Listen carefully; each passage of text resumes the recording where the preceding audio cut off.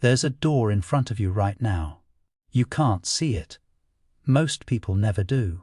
But it's there, and every single day you either walk through it or you don't, and the strange part is, you decide which one happens with a picture in your head that lasts about 4 seconds. I want to talk to you today about visualization, but not the version you've probably tried before, not vision boards, not sitting cross-legged imagining a check with your name on it. I want to talk about why that version fails for most people, and what almost nobody tells you about the actual mechanism underneath it. Stay with me for this one, because by the end, you're going to look at the way you picture your future completely differently. Let me start with something a lot of you already know but have never said out loud. You've visualized the same goal for a long time. Maybe it's a year, maybe longer. You've pictured the apartment, the relationship, the number in your account. You've done it in the morning, sometimes at night too, and you've done it with real effort. And somewhere in you, quietly, there's a part that's stopped believing it's working. Not loudly. You wouldn't say it to anyone, but it's there, in the background, whispering that maybe you're just not the kind of person this happens for. I want to tell you why that's happening, and it has nothing to do with how hard you're trying. Here's the mistake almost everyone makes with visualization, including me for a long time. We picture the destination, the whole house, finished, furnished, lived in. We picture ourselves already arrived. And, on paper, that sounds like exactly what you're supposed to do. But your mind doesn't work that way. It doesn't accept information just because you want it to. It filters, constantly. Every second, your brain is deciding what's real enough to pay attention to and what to throw out as noise. That's not mysticism, that's just how attention works. Right now, in this room you're in, there are dozens of sounds and colors and objects your mind isn't showing you because it decided they don't matter. Visualization runs through that exact same filter.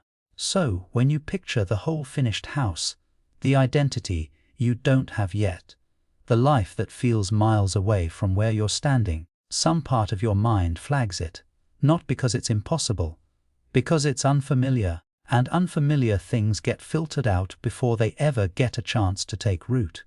That's the real reason so much visualization goes nowhere. It's not weak effort. It's an image your own filter doesn't recognize as plausible, so it never gets past the gate. I had a version of this happen with a client I worked with a few years back, a woman running a small design business.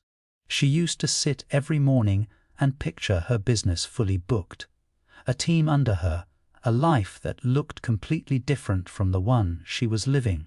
She did it faithfully for months. Nothing moved. Not because she wasn't consistent, she was one of the most consistent people I've worked with. It was because the image was too far from anything her mind currently believed. It read as fantasy, so it got filed as fantasy. What actually changed things for her wasn't picturing the whole business transformed. It was something much smaller. She started picturing one specific moment, herself at her desk, calmly saying no to a client who wasn't a good fit because she trusted that better ones were coming. That's it. Small, ordinary, believable. And that one scene, repeated, is what her mind actually let in. Everything after that started from there. That's the part nobody explains properly, and it's the whole idea behind this video. You don't visualize the destination. You visualize the doorway. Think of it like this. Your future isn't one giant room you walk into all at once. It's a hallway of doors, one after another. Most people stand at the very first door and try to picture the last room in the hallway, the one at the very end, fully lit and finished. And your mind looks at that picture and says, "That's not us, that's not where we are," and it lets it fall away. But if you picture the very next door, the one right in front of you, the one that's only slightly different from where you already are, your mind can actually hold it. It doesn't have to stretch to believe it. It just has to open one door. This is where I want to pause and be honest with you about something. Because I don't like giving advice I wouldn't give myself. This isn't about picturing something small and modest forever and never dreaming bigger. It's about sequencing. The big room at the end of the hallway is still where you're headed. But your mind gets you there one believable door at a time, not by staring at the finish line from where you're currently standing and hoping the distance closes on its own. If you want to actually sit with this and work through it slowly, rather than just watching it once, I put together a longer written guide on Manifest the Infinite. Calm that walks through how to find your own doorway image step by step. It's free. It's there whenever you want it, no pressure, just something to come back to if this resonates. Now here's where it gets specific, because I don't want to leave you with just a concept. I want you to actually be able to do this tonight. Stop asking yourself, what do I want my life to look like in 5 years? That question is almost useless for visualization, because your mind can't locate anything real to attach to it. Instead ask, what is the next believable version of me? Not the finished version, the next one. If you want to run your own business one day, and right now you're employed somewhere, don't picture yourself as the owner of a thriving company with a team and an office. Picture yourself in a meeting next week, speaking with more confidence than you usually do, saying what you actually think instead of staying quiet. That's a door your mind will open, because it's close enough to be real. If you want a relationship built on real closeness and right now you feel guarded, don't picture the wedding.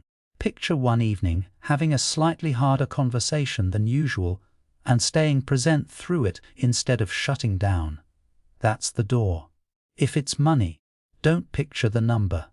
Picture the version of you who checks the account without flinching, who opens the bill without the stomach drop. That single moment, held clearly, does more than picturing millions ever will, because your mind can actually step into it. I want to share something a little more personal here, because I think it matters more than the technique itself. Years ago, I used to think visualization not working meant I didn't want things badly enough. That if I could just feel it more intensely, picture it more vividly, want it with more desperation, it would finally land. Looking back, that desperation was the whole problem. Desperate images come from a place that doesn't believe yet, and your mind can feel the difference between an image you're hoping is true and an image you actually expect. The doorway approach works because it doesn't require hope, it only requires plausibility. And plausibility is something you can build, piece by piece, in a way that raw hope never quite manages. There's one more thing worth saying plainly, because I've seen people take this too far in the other direction. This isn't about only ever picturing tiny, timid steps and telling yourself that's enough forever. The hallway still leads somewhere. You're still allowed to want the big room at the end. But you get there door by door, not by standing still and staring at a picture too far away to trust. So tonight, before you sleep, don't reach for the whole vision. Reach for the door. Ask yourself what the very next believable version of you looks like in one specific moment, doing one specific thing slightly differently than you do now. Picture that. Let your mind actually hold it, because it can. And tomorrow, when you're a little closer to being that version, ask the question again. Find the next door. That's the whole practice. It's smaller than people want it to be, and it's exactly why it works. I think about that hallway a lot, not as something dramatic, just as something quiet and true. You're not far from the next door. You never were. You were just standing at the wrong end of the hallway, trying to see all the way to the end, before you'd let yourself take a single step.